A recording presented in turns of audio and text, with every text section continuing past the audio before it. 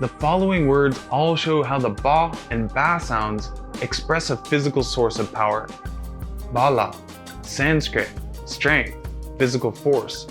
Barzel, Hebrew, iron, a symbol of physical strength and hardness. Bar, Arabic, sea, ocean, the power of water.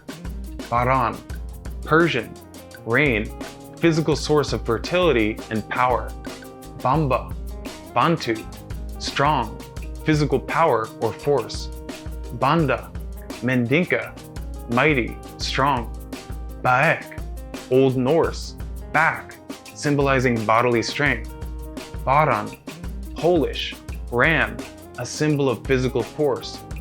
Baro, Basque, force, physical strength. Banua, Proto-Austronesian, hearth, fireplace, source of power. Ba, classical Chinese, dominant power or physical force.